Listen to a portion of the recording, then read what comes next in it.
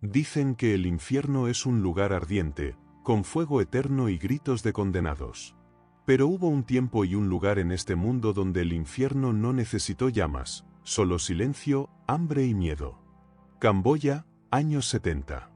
Un país pequeño, perdido en la selva del sudeste asiático, fue testigo de uno de los experimentos sociales más extremos y más crueles del siglo XX. Un líder, Pol Pot, creyó que podía reiniciar la humanidad, empezar desde cero.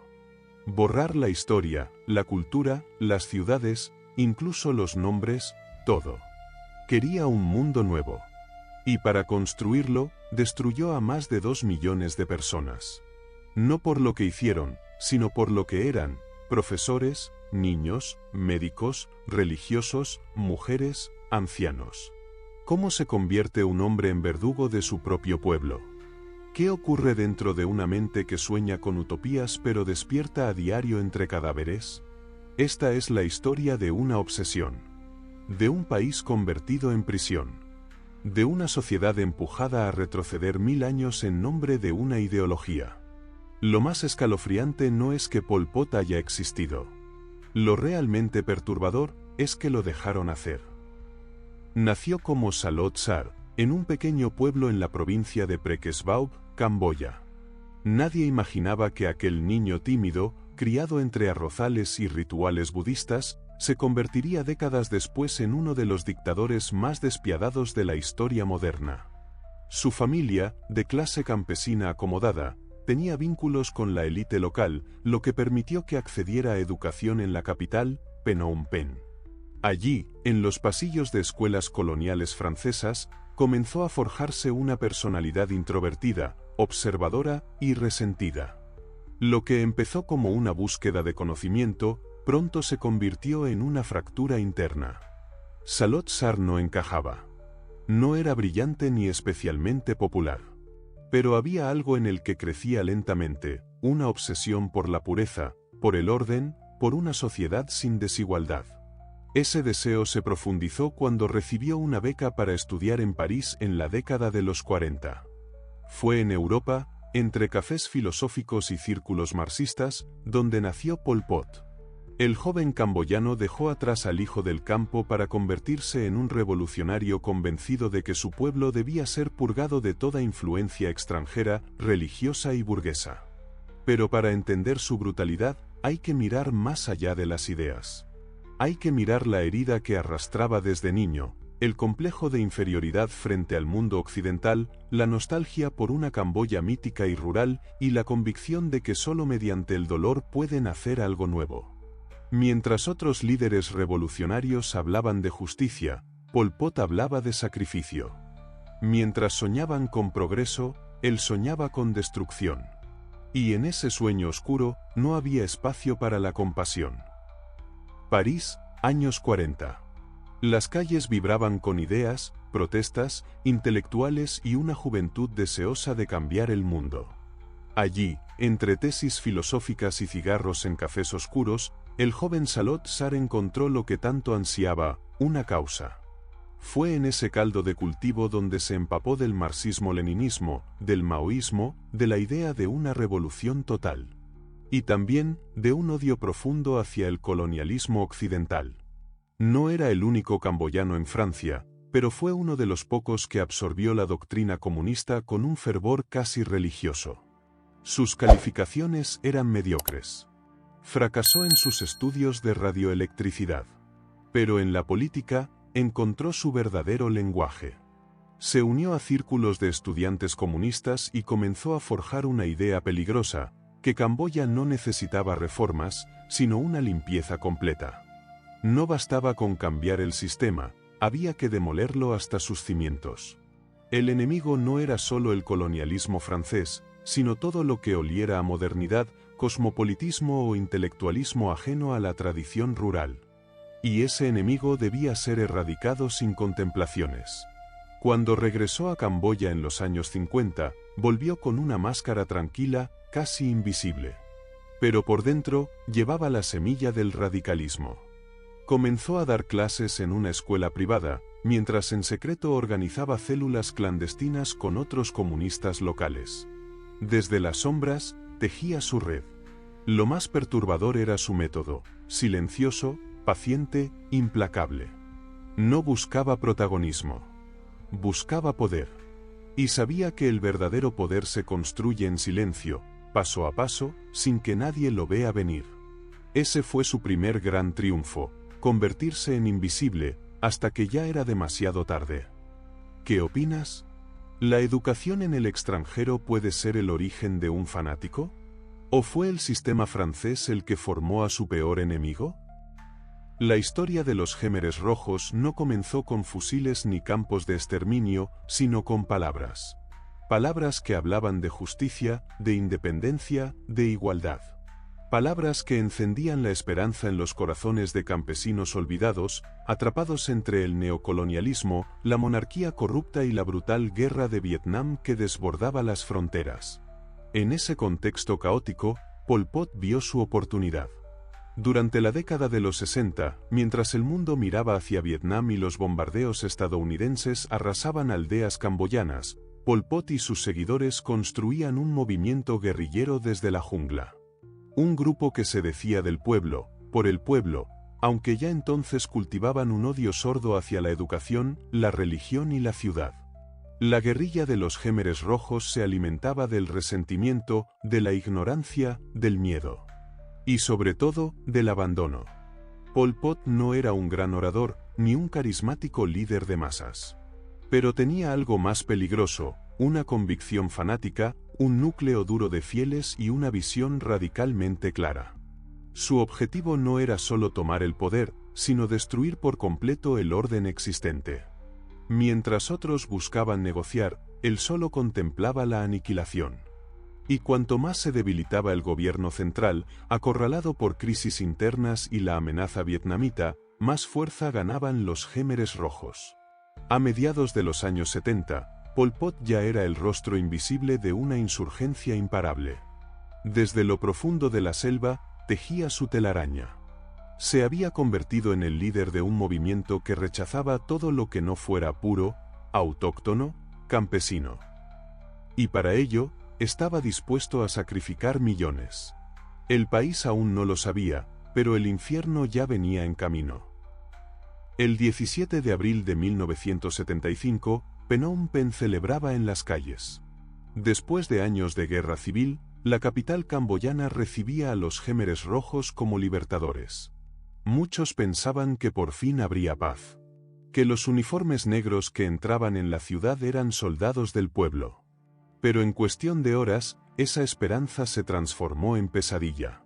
Ese mismo día, los nuevos gobernantes ordenaron evacuar por completo la ciudad. Más de 2 millones de personas fueron obligadas a abandonar sus casas, hospitales, escuelas, sin aviso, sin tiempo, sin explicación. Mujeres embarazadas, ancianos, heridos, niños. Todos, a pie. La excusa oficial: los estadounidenses van a bombardear.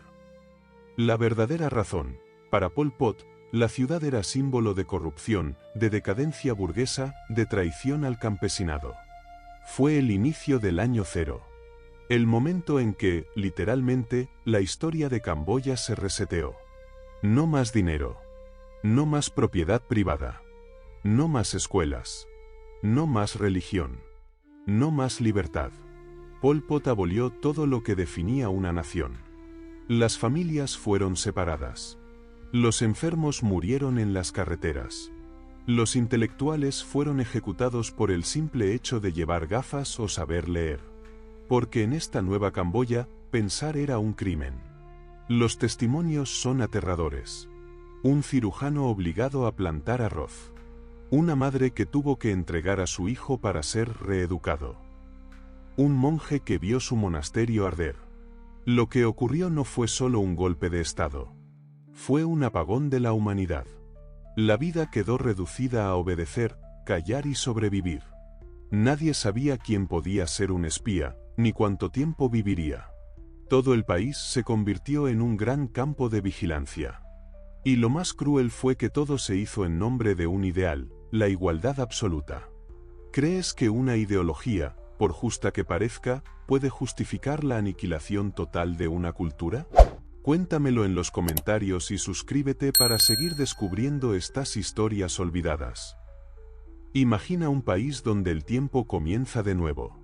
Donde no hay historia, ni familia, ni propiedad. Solo trabajo, hambre y miedo. Así era Camboya en el año 0. Pol Pot decretó que todo debía reiniciarse. Que el pasado era una enfermedad. Que solo despojándose de él podía surgir una sociedad verdaderamente igualitaria.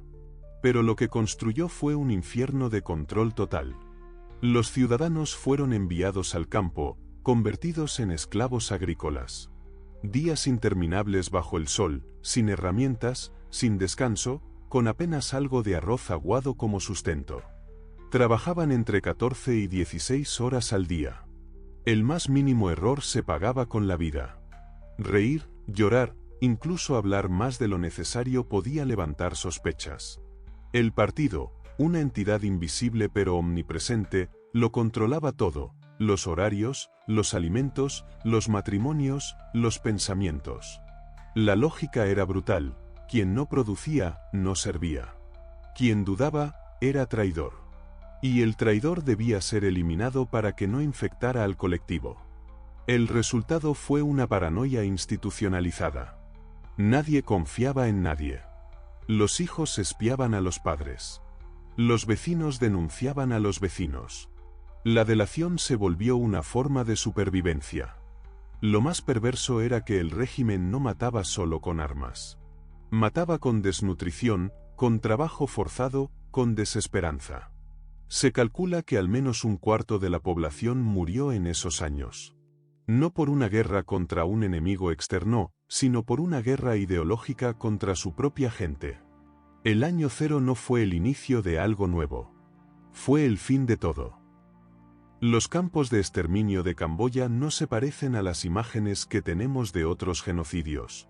No había cámaras, ni grandes auditorios donde justificar el horror.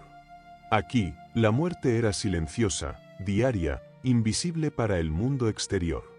Pol Pot y los Khmeres rojos crearon un sistema brutal de campos de trabajo y tortura que se extendió por todo el país, el más famoso conocido como S-21, una antigua escuela convertida en prisión donde miles fueron encarcelados, torturados y ejecutados. La lógica era simple y aterradora: cualquier indicio de deslealtad, cualquier pequeño fallo o sospecha, significaba la muerte.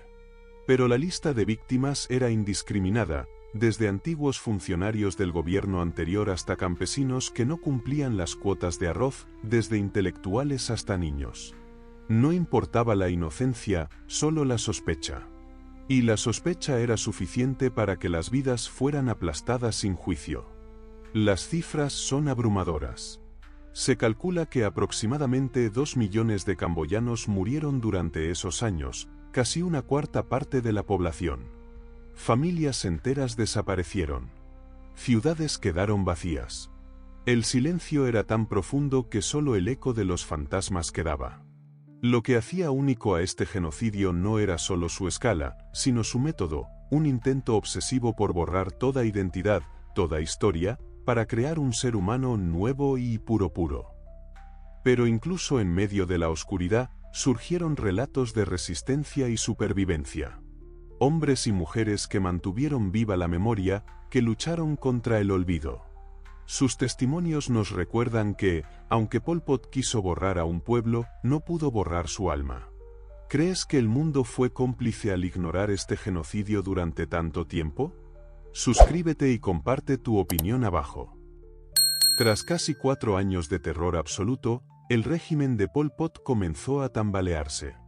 Las fronteras con Vietnam se convirtieron en un escenario de conflicto constante, y la intervención militar de Hanoi fue decisiva para terminar con el reinado de los Khmeres rojos. En enero de 1979, las tropas vietnamitas entraron en Phnom Penh y pusieron fin al año 0. Pol Pot y sus seguidores huyeron a la jungla, donde continuaron luchando en una guerra guerrillera que duró años más, aferrados a un sueño que ya nadie compartía. Pero aunque perdieron el control del país, la negación del régimen no desapareció. Pol Pot se mantuvo arrogante, insistiendo en que lo que hicieron fue necesario, un sacrificio para una sociedad mejor.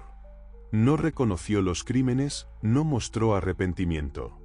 Mientras el mundo comenzaba a descubrir la magnitud del genocidio, él se convirtió en un espectro huidizo, un líder desterrado pero aún temido. La justicia llegó muy tarde, con tribunales internacionales que tardaron décadas en juzgar a los responsables. Pol Pot murió en 1998, libre, sin enfrentar plenamente su castigo. Camboya quedó marcada para siempre, con heridas abiertas, familias destruidas y un país que tuvo que reconstruirse de las cenizas de la barbarie. Esta historia no termina con la caída del dictador.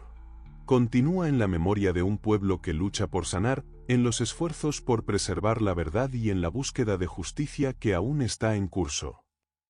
Hoy, Camboya es un país que lleva las cicatrices del horror, pero también la resiliencia de un pueblo que se niega a ser olvidado. Las ruinas de templos antiguos conviven con los memoriales que recuerdan a millones de víctimas. Las generaciones jóvenes crecen con preguntas difíciles sobre su identidad y su historia, tratando de entender cómo un líder como Pol Pot pudo arrasar con tanto. El legado del régimen de los Khmeres Rojos es un recordatorio constante de los peligros del fanatismo extremo, del poder absoluto y de las ideologías llevadas al límite. Las heridas no se han cerrado, y la división social, política y cultural todavía pesa. Las preguntas sobre la responsabilidad internacional, la complicidad y el olvido siguen abiertas, sin respuestas fáciles. Camboya no solo lucha por reconstruirse físicamente, sino también por encontrar sentido a un pasado que parece demasiado terrible para comprender. Y mientras el mundo sigue adelante, la sombra de Pol Pot permanece, una advertencia eterna. ¿Crees que el mundo ha aprendido realmente de este genocidio o seguimos condenados a repetirlo? Suscríbete para seguir explorando historias que nadie quiere recordar y déjanos tu opinión. La historia de Pol Pot no es solo la de un dictador ni la de un genocidio olvidado. Es la historia de cómo el poder puede corromper hasta el último rincón del alma humana, y de cómo las ideologías, por más nobles que parezcan, pueden volverse armas mortales cuando se pierden en la locura y el fanatismo. Es también la historia de un país que fue borrado del mapa para que otros escribieran su destino, y de un pueblo que, contra todo pronóstico, busca la verdad y la memoria en medio de las ruinas. Lo más inquietante no es solo lo que pasó, sino la certeza de que, mientras el mundo olvida, la historia tiene la capacidad de repetirse. ¿Estamos realmente preparados para mirar esa sombra?